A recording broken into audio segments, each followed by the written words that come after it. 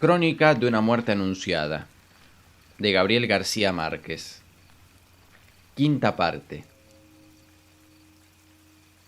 Durante años no pudimos hablar de otra cosa. Nuestra conducta diaria, dominada hasta entonces por tantos hábitos lineales, había empezado a girar de golpe en torno de una misma ansiedad común. Nos sorprendían los gallos del amanecer tratando de ordenar las numerosas casualidades encadenadas que habían hecho posible el absurdo, y era evidente que no lo hacíamos por un anhelo de esclarecer misterios, sino porque ninguno de nosotros podía seguir viviendo sin saber con exactitud cuál era el sitio y la misión que le había asignado la fatalidad. Muchos se quedaron sin saberlo. Cristo Bedoya, que llegó a ser un cirujano notable, no pudo explicarse nunca por qué se dio el impulso de esperar 2 horas donde sus abuelos hasta que llegara el obispo, en vez de irse a descansar en la casa de sus padres, que lo estuvieron esperando hasta el amanecer para alertarlo. Pero la mayoría de quienes pudieron hacer algo por impedir el crimen y sin embargo no lo hicieron, se consolaron con el pretexto de que los asuntos de honor son estancos sagrados a los cuales solo tienen acceso los dueños del drama. La honra es el amor, le oía decir a mi madre. Hortensia Baute, cuya única participación fue haber visto ensangrentados 2 cuchillos que todavía no lo estaban, se sintió tan afectada por la alucinación que cayó en una crisis de penitencia y un día no pudo soportarla más y se echó desnuda a las calles. Flora Miguel, la novia de Santiago Nazar, se fugó por despecho con un teniente de fronteras que la prostituyó entre los caucheros de Vichada. Aura Villeros, la comadrona que había ayudado a nacer a 3 generaciones, sufrió un espasmo de la vejiga cuando conoció la noticia y hasta el día de su muerte necesitó una sonda para orinar. Don Rogelio de la Flor, el buen marido de Clotilde Armenta, que era un prodigio de vitalidad a los 86 años, se levantó por última vez para ver cómo desguazaban a Santiago Nazar contra la puerta cerrada de su propia casa, y no sobrevivió a la conmoción. Plácida Linero había cerrado esa puerta en el último instante, pero se liberó a tiempo de la culpa. La cerré porque Divina Flor me juró que había visto entrar a mi hijo, me contó, y no era cierto. Por el contrario, nunca se perdonó el haber confundido el augurio magnífico de los árboles con el infausto de los pájaros, y sucumbió a la perniciosa costumbre de su tiempo de masticar semillas de cardamina. 12 días después del crimen, el instructor del sumario se encontró con un pueblo en carne viva. En la sórdida oficina de tablas del Palacio Municipal, bebiendo café de olla con ron de caña contra los espejismos del calor, tuvo que pedir tropas de refuerzo para encauzar a la muchedumbre que se precipitaba a declarar sin ser llamada, ansiosa de exhibir su propia importancia en el drama.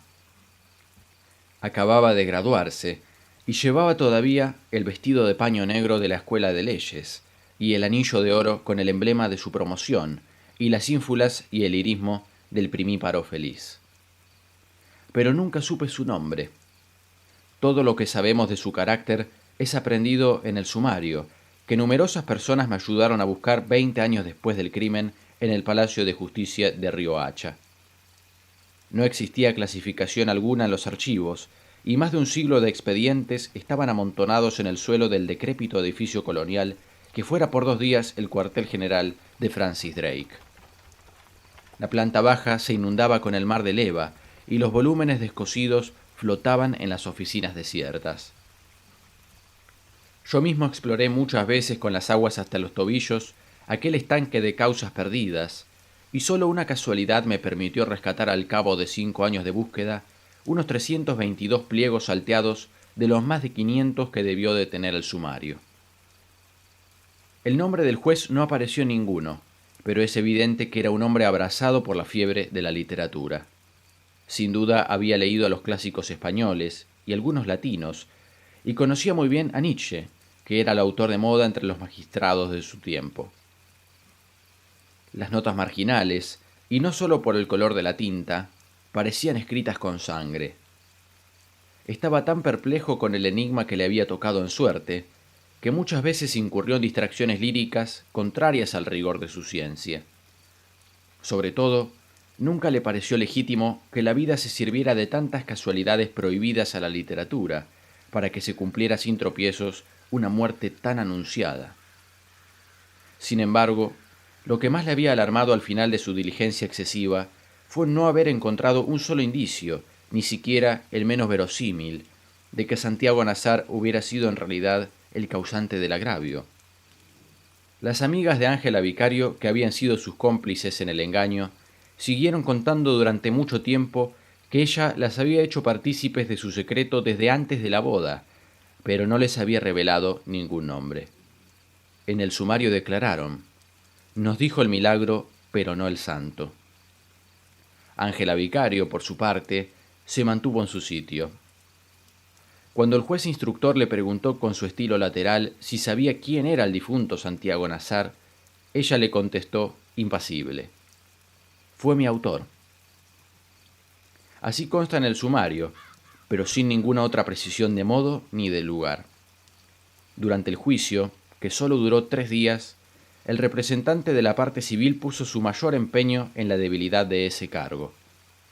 Era tal la perplejidad del juez instructor ante la falta de pruebas contra Santiago Nazar, que su buena labor parece por momentos desvirtuada por la desilusión. En el folio 416, de su puño y letra y con la tinta roja del boticario, escribió una nota marginal: dadme un prejuicio y moveré el mundo. Debajo de esa paráfrasis de desaliento, con un trazo feliz de la misma tinta de sangre, dibujó un corazón atravesado por una flecha. Para él, como para los amigos más cercanos de Santiago Nazar, el propio comportamiento de éste en las últimas horas fue una prueba terminante de su inocencia. La mañana de su muerte, en efecto, Santiago Nazar no había tenido un instante de duda, a pesar de que sabía muy bien cuál hubiera sido el precio de la injuria que le imputaban. Conocía la índole mojigata de su mundo y debía saber que la naturaleza simple de los gemelos no era capaz de resistir al escarnio. Nadie conocía muy bien a Bayardo San Román, pero Santiago Nazar lo conocía bastante para saber que debajo de sus ínfulas mundanas estaba tan subordinado como cualquier otro a sus prejuicios de origen. De manera que su despreocupación consciente hubiera sido suicida. Además, cuando supo por fin en el último instante que los hermanos Vicario lo estaban esperando para matarlo, su reacción no fue de pánico, como tanto se ha dicho, sino que fue más bien el desconcierto de la inocencia. Mi impresión personal es que murió sin entender su muerte. Después de que le prometió a mi hermana Margot que iría a desayunar a nuestra casa, Cristo Bedoya se lo llevó del brazo por el muelle, y ambos parecían tan desprevenidos que suscitaron ilusiones falsas. Iban tan contentos, me dijo Meme Loaiza, que le di gracias a Dios, porque pensé que el asunto se había arreglado. No todos querían tanto a Santiago Nazar, por supuesto. Polo Carrillo, el dueño de la planta eléctrica, pensaba que su serenidad no era inocencia, sino cinismo. Creía que su plata lo hacía intocable, me dijo. Fausta López, su mujer, comentó: como todos los turcos. Indalecio Pardo acababa de pasar por la tienda de Clotilde Armenta, y los gemelos le habían dicho que tan pronto como se fuera el obispo, matarían a Santiago Nazar. Pensó, como tantos otros, que eran fantasías de amanecidos, pero Clotilde Armenta le hizo ver que era cierto, y le pidió que alcanzara a Santiago Nazar para prevenirlo. Ni te molestes, le dijo Pedro Vicario. De todos modos es como si ya estuviera muerto. Era un desafío demasiado evidente. Los gemelos conocían los vínculos de Indalecio Pardo y Santiago Nazar, y debieron pensar que era la persona adecuada para impedir el crimen sin que ellos quedaran en vergüenza. Pero Indalecio Pardo encontró a Santiago Nazar llevado del brazo por Cristo Bedoya entre los grupos que abandonaban el puerto, y no se atrevió a prevenirlo. «Se me aflojó la pasta», me dijo. Le dio una palmada en el hombro a cada uno y los dejó seguir. Ellos apenas lo advirtieron, pues continuaban abismados en las cuentas de la boda. La gente se dispersaba hacia la plaza en el mismo sentido que ellos. Era una multitud apretada, Pero Escolástica Cisneros creyó observar que los dos amigos caminaban en el centro sin dificultad, dentro de un círculo vacío, porque la gente sabía que Santiago Nazar iba a morir y no se atrevían a tocarlo. También Cristo Bedoya recordaba una actitud distinta hacia ellos. Nos miraban como si lleváramos la cara pintada, me dijo. Más aún, Sara Noriega abrió su tienda de zapatos en el momento en que ellos pasaban y se espantó con la palidez de Santiago Nazar. Pero él la tranquilizó. Imagínese, niña Sara, le dijo sin detenerse, con este guayabo. Celeste Dangond estaba sentado en pijama en la puerta de su casa, burlándose de los que se quedaron vestidos para saludar al obispo, e invitó a Santiago Nazar a tomar café. Fue para ganar tiempo mientras pensaba, me dijo.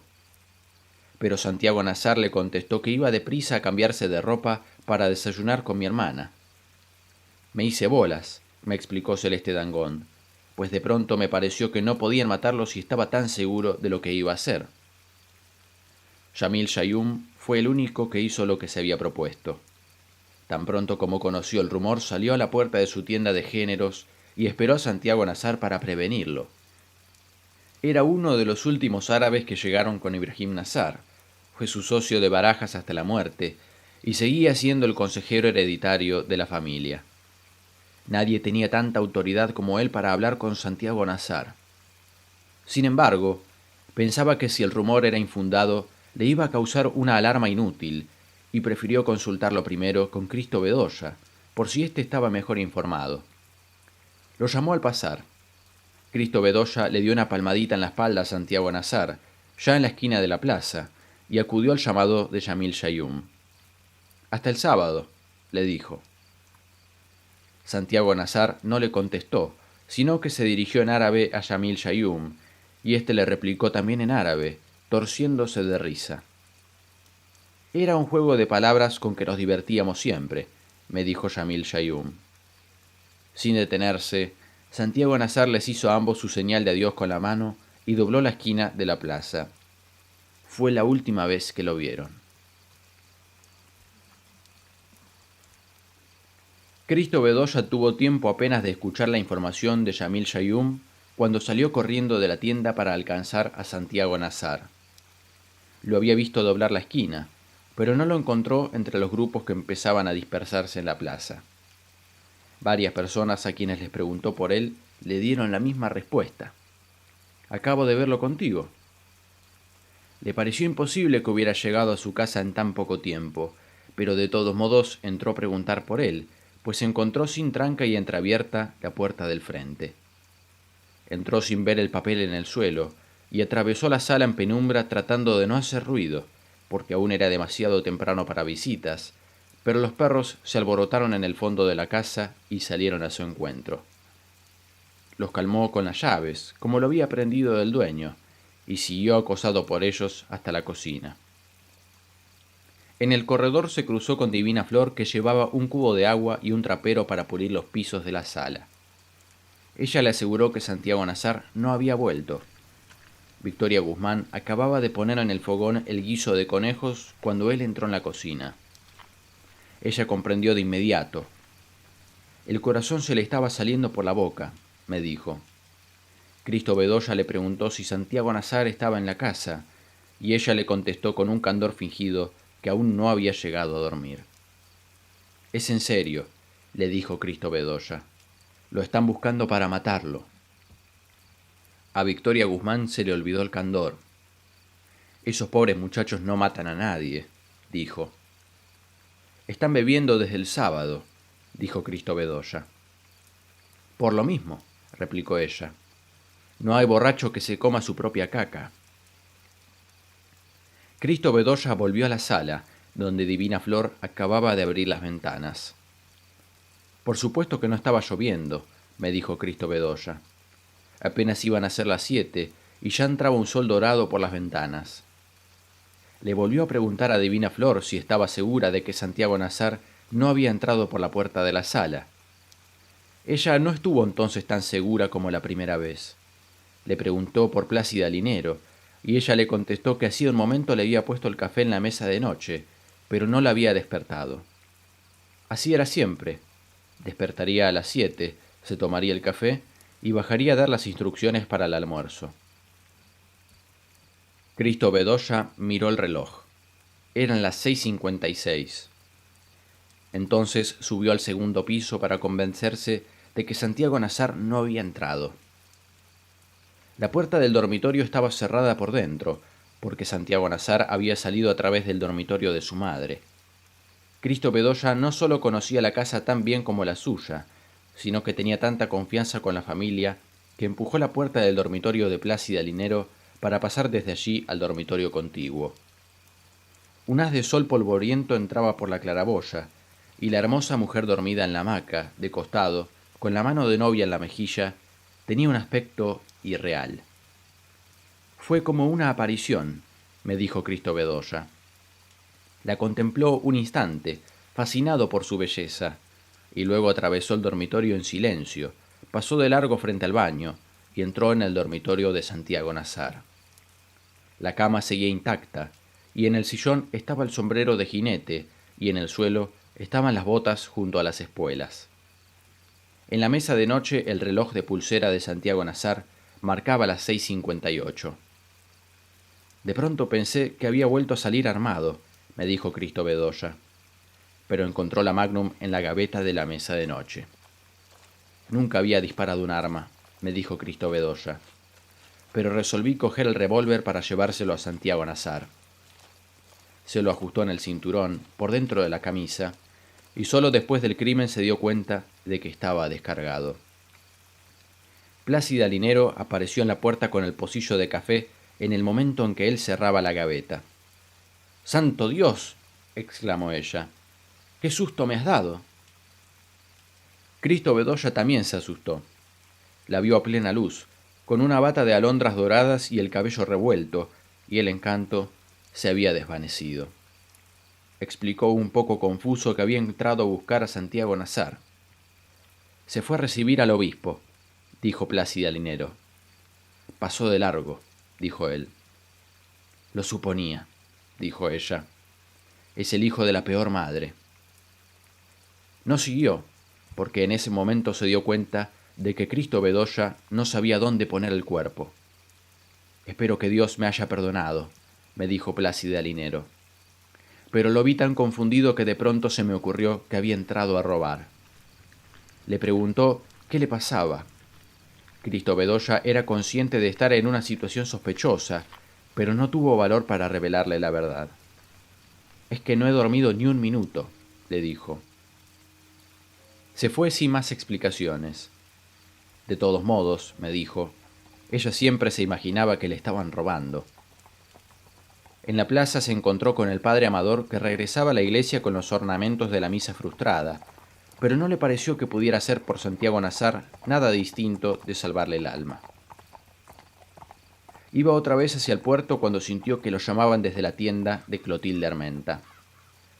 Pedro Vicario estaba en la puerta, lívido y desgreñado, con la camisa abierta y las mangas enrolladas hasta los codos, y con el cuchillo vasto que él mismo había fabricado con una hoja de cegueta. Su actitud era demasiado insolente para ser casual, y sin embargo no fue la única ni la más visible que intentó en los últimos minutos para que le impidieran cometer el crimen. «Cristóbal», gritó, «dile a Santiago Nazar que aquí lo estamos esperando para matarlo». Cristo Bedoya le habría hecho el favor de impedírselo. Si yo hubiera sabido disparar un revólver, Santiago Nazar estaría vivo, me dijo. Pero la sola idea lo impresionó, después de todo lo que había oído decir sobre la potencia devastadora de una bala blindada. «Te advierto que está armado con una Magnum capaz de atravesar un motor», gritó. Pedro Vicario sabía que no era cierto. «Nunca estaba armado si no llevaba ropa de montar», me dijo. Pero de todos modos había previsto que los tuviera cuando tomó la decisión de lavar la honra de la hermana. «Los muertos no disparan», gritó. Pablo Vicario apareció entonces en la puerta. Estaba tan pálido como el hermano, y tenía puesta la chaqueta de la boda y el cuchillo envuelto en el periódico. «Si no hubiera sido por eso», me dijo Cristo Bedoya, nunca hubiera sabido cuál de los dos era cuál. Clotilde Armenta apareció detrás de Pablo Vicario y le gritó a Cristo Bedoya que se diera prisa, porque en este pueblo de maricas solo un hombre como él podía impedir la tragedia. Todo lo que ocurrió a partir de entonces fue del dominio público.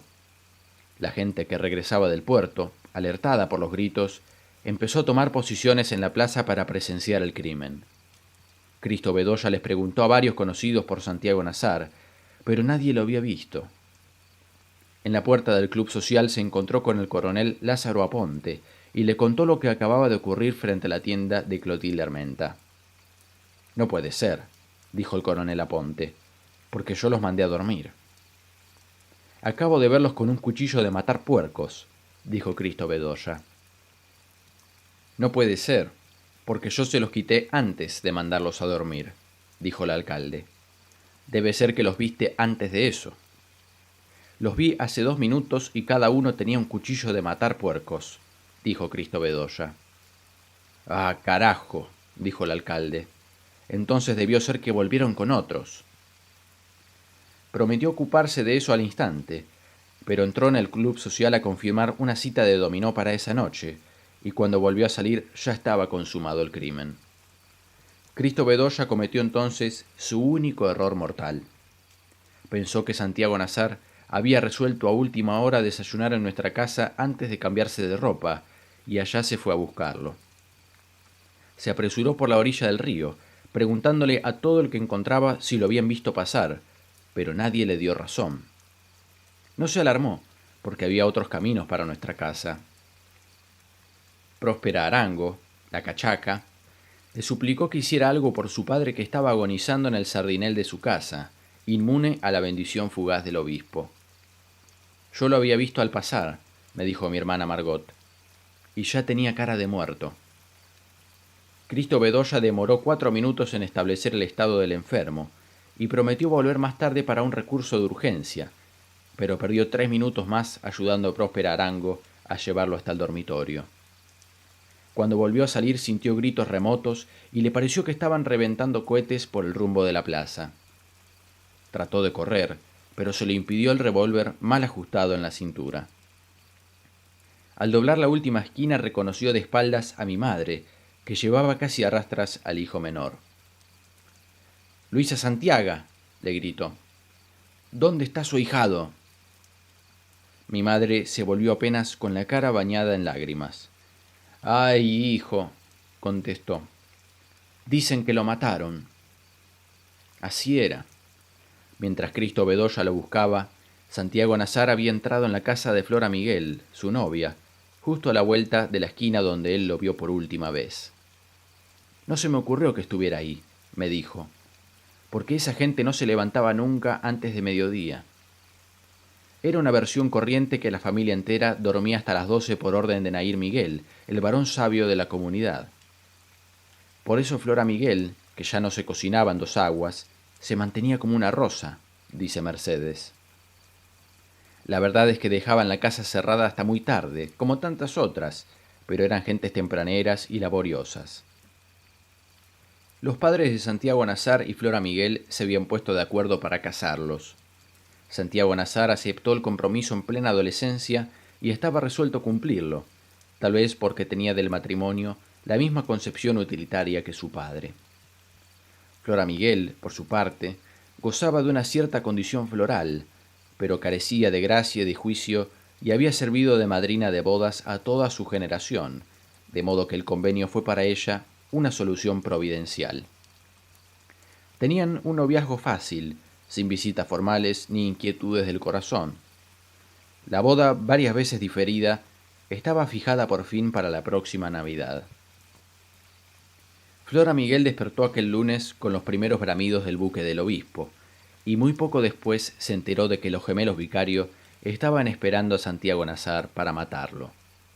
A mi hermana la monja, la única que habló con ella después de la desgracia, le dijo que no recordaba siquiera quién se lo había dicho. «Solo sé que a las 6 de la mañana todo el mundo lo sabía», le dijo. Sin embargo, le pareció inconcebible que a Santiago Nazar lo fueran a matar, y en cambio se le ocurrió que lo iban a casar a la fuerza con Ángela Vicario para que le devolviera la honra. Sufrió una crisis de humillación. Mientras medio pueblo esperaba al obispo, ella estaba en su dormitorio llorando de rabia y poniendo en orden el cofre de las cartas que Santiago Nazar le había mandado desde el colegio. Siempre que pasaba por la casa de Flora Miguel, aunque no hubiera nadie, Santiago Nazar raspaba con las llaves la tela metálica de las ventanas. Aquel lunes, ella lo estaba esperando con el cofre de cartas en el regazo. Santiago Nazar no podía verla desde la calle, pero en cambio ella lo vio acercarse a través de la red metálica desde antes de que la raspara con las llaves. «Entra», le dijo. Nadie, ni siquiera un médico, había entrado en esa casa a las 6:45 de la mañana. Santiago Nazar acababa de dejar a Cristo Bedoya en la tienda de Yamil Shayum, y había tanta gente pendiente de él en la plaza que no era comprensible que nadie lo viera entrar en casa de su novia. El juez instructor buscó siquiera una persona que lo hubiera visto, y lo hizo con tanta persistencia como yo, pero no fue posible encontrarla. En el folio 382 del sumario escribió otra sentencia marginal con tinta roja. La fatalidad nos hace invisibles. El hecho es que Santiago Nazar entró por la puerta principal, a la vista de todos, y sin hacer nada por no ser visto. Flora Miguel lo esperaba en la sala, verde de cólera, con uno de los vestidos de arandelas infortunadas que solía llevar en las ocasiones memorables, y le puso el cofre en las manos. «Aquí tienes», le dijo, «y ojalá te maten». Santiago Nazar quedó tan perplejo que el cofre se le cayó de las manos y sus cartas sin amor se regaron por el suelo. Trató de alcanzar a Flora Miguel en el dormitorio, pero ella cerró la puerta y puso la aldaba. Tocó varias veces y la llamó con una voz demasiado apremiante para la hora, así que toda la familia acudió alarmada. Entre consanguíneos y políticos, mayores y menores de edad, eran más de 14. El último que salió fue Nair Miguel, el padre, con la barba colorada y la chilaba de beduino que trajo de su tierra y que siempre usó dentro de la casa. Yo lo vi muchas veces, y era inmenso y parsimonioso, pero lo que más me impresionaba era el fulgor de su autoridad. «Flora», llamó en su lengua, «abre la puerta». Entró en el dormitorio de la hija, mientras la familia contemplaba absorta a Santiago Nazar. Estaba arrodillado en la sala, recogiendo las cartas del suelo y poniéndolas en el cofre. Parecía una penitencia, me dijeron. Nair Miguel salió del dormitorio al cabo de unos minutos, hizo una señal con la mano y la familia entera desapareció. Siguió hablando en árabe a Santiago Nazar. Desde el primer momento comprendí que no tenía la menor idea de lo que le estaba diciendo, me dijo.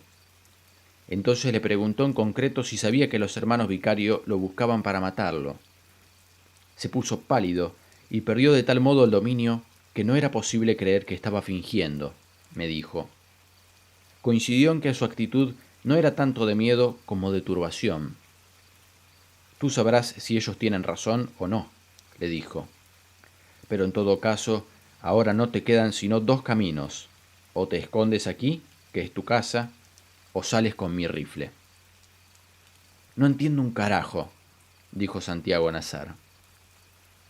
Fue lo único que alcanzó a decir, y lo dijo en castellano. Parecía un pajarito mojado, me dijo Nair Miguel.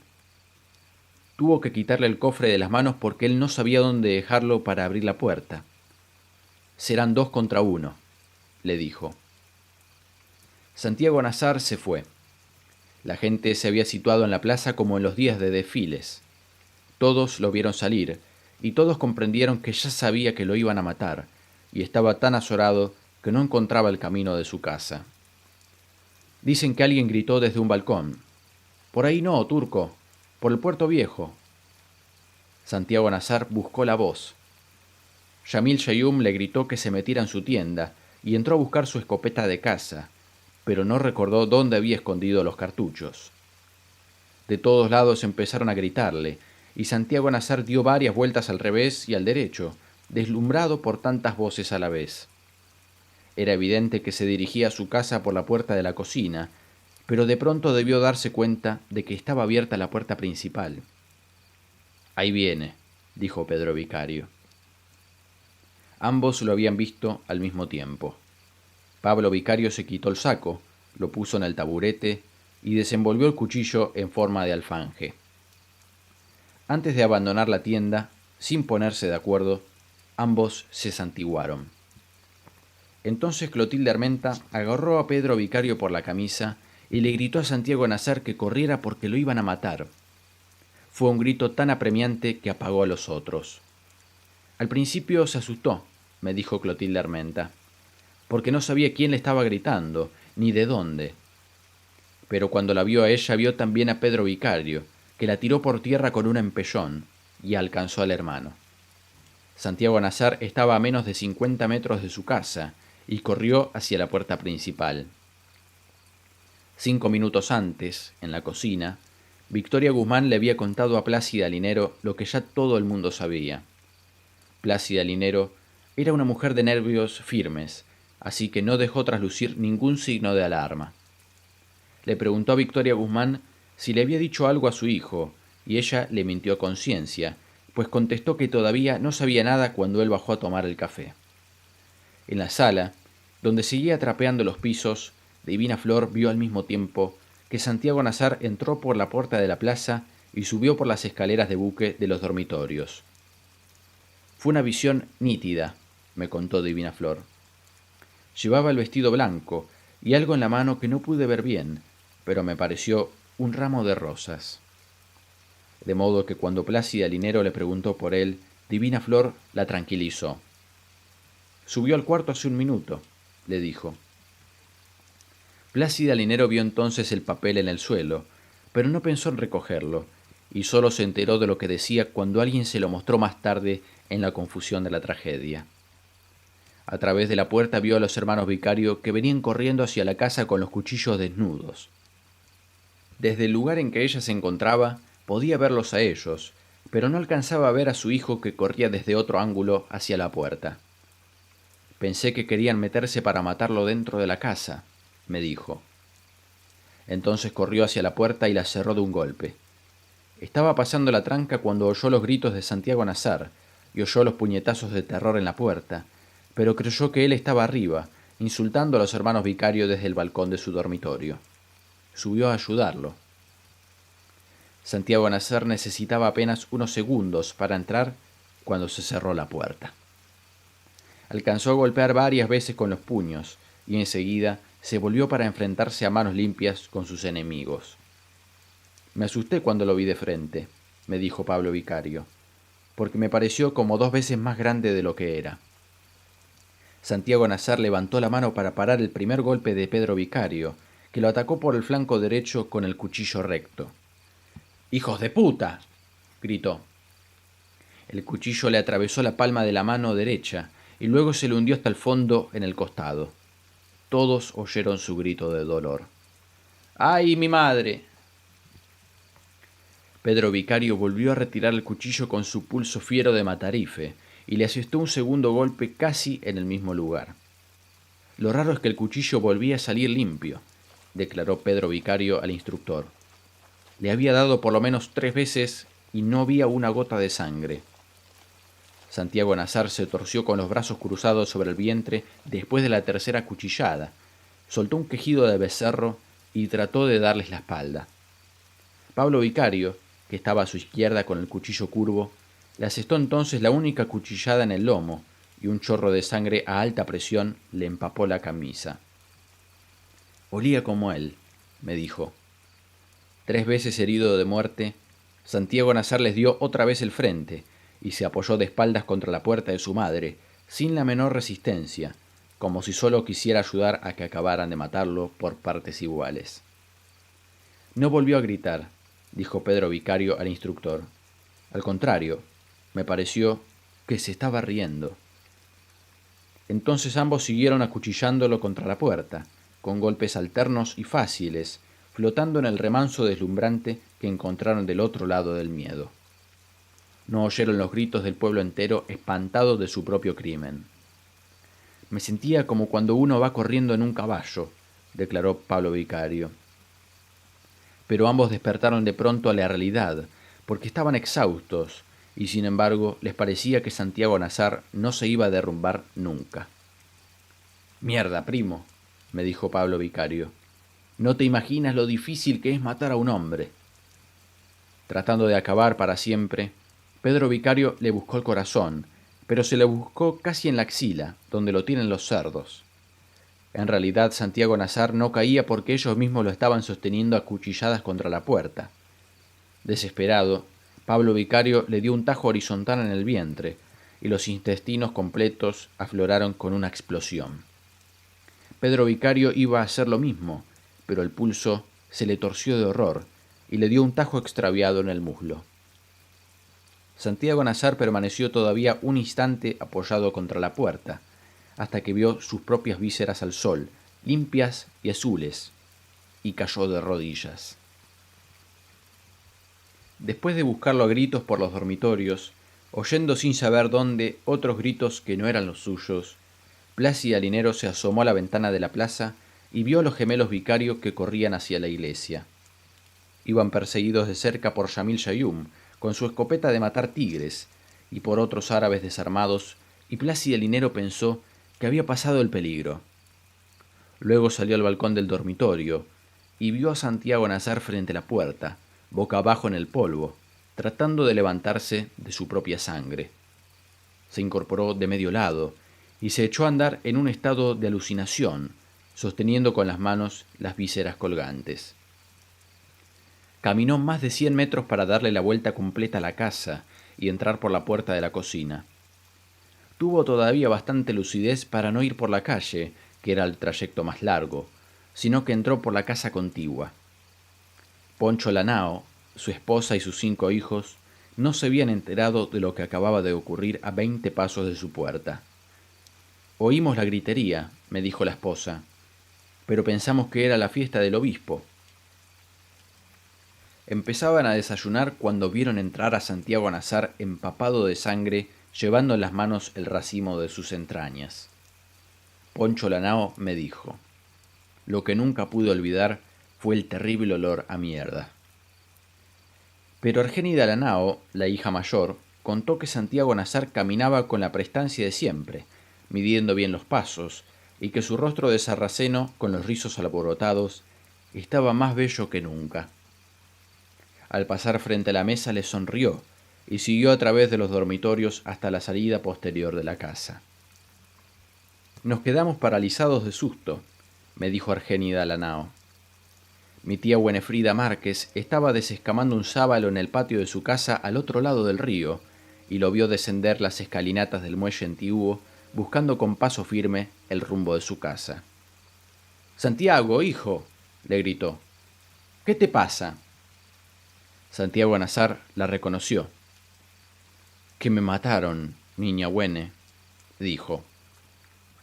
Tropezó en el último escalón, pero se incorporó de inmediato. Hasta tuvo el cuidado de sacudir con la mano la tierra que le quedó en las tripas, me dijo mi tía Buene. Después entró en su casa por la puerta trasera, que estaba abierta desde las 6, y se derrumbó de bruces en la cocina.